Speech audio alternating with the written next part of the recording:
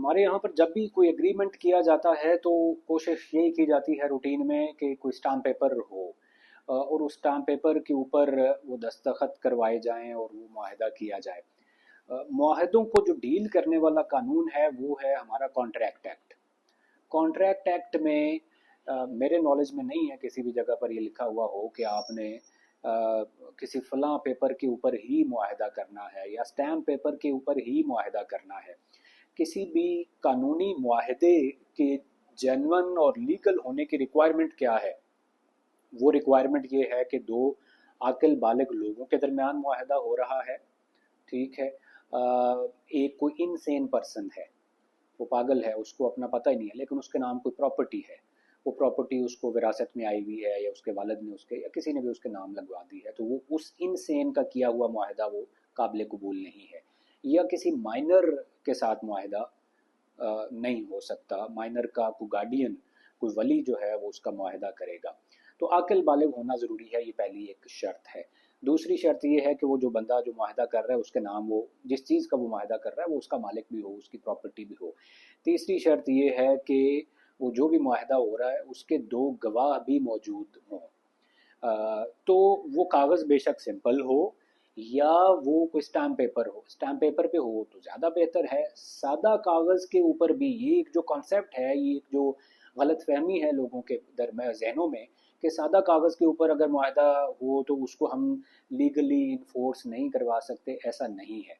उसके ऊपर अगर दो गवाह मौजूद हैं जो अटेस्टिंग विटनेसेस हैं, उनके दस्तखत, उनके थंब इम्प्रेशन मौजूद हैं, अगर वो 4 पेजेस का मुआहदा, और ये भी एक एहतियात किया करें जब भी कोई मुआहदा करें, इसके ऊपर कोर्ट्स की जजमेंट है कि अगर उस मुआहदे के 4 सफ़हात हैं तो कोशिश करें कि हर हर सफ़े के ऊपर जो दोनों फरीक हैं और जो गवाह हैं उनके दस्तखत जो हैं वो करवा लिए जाएं, ताकि वो इंडोर्समेंट हो जाए, हर हर सफ़े के ऊपर जो टर्म्स एंड कंडीशंस लिखी हुई हैं उनको इंडोर्समेंट मिल जाए।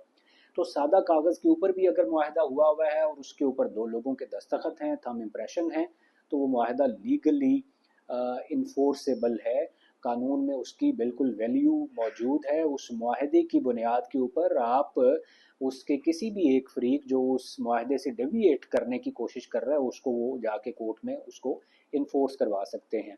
आप देखें कि हमारे यहाँ ओरल एग्रीमेंट्स की बेसिस पर भी माजी में जब उस तरह डॉक्यूमेंटेशन नहीं होती थी तो ज़बानी कलामी खरीदो फरोख्त के भी मुआहदे होते थे। आज भी आप अक्सर केसेस देखते हैं, उसमें कहते हैं जी ये ज़बानी मुआहदा हुआ था इन इन दो लोगों की गवाहों की मौजूदगी में।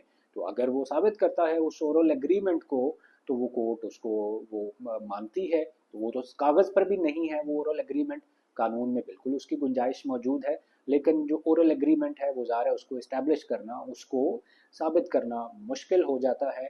लेकिन सादा कागज़ के ऊपर अगर आप मुआहदा करें उसकी बिल्कुल वैल्यू है डेफिनेटली। सपोज़ अगर कोई बंदा मुआहदा करके मुकर जाता है, वो कहता है कि नहीं जी ये तो स्टाम्प पेपर पे नहीं था और ये सादा कागज़ के ऊपर था, उसकी आसान तरीका यही है कि उसकी वो करवा लें। अगर दस्तखत हैं तो हैंड राइटिंग एक्सपर्ट की मदद ली जा सकती है, अगर उसमें थंब इम्प्रेशन लगे हुए हैं तो फिर वो फॉरेंसिक की मदद ली जा सकती है। उसका मुवाजना करके जब वो करके रिपोर्ट पॉजिटिव आएगी तो उसका मतलब ये है मीनिंग देयर बाय कि वो मुआहदा वो जेन्युइन मुआहदा है, तो बिल्कुल उसकी कानूनी हैसियत है और उसको इन्फोर्स करवाया जा सकता है।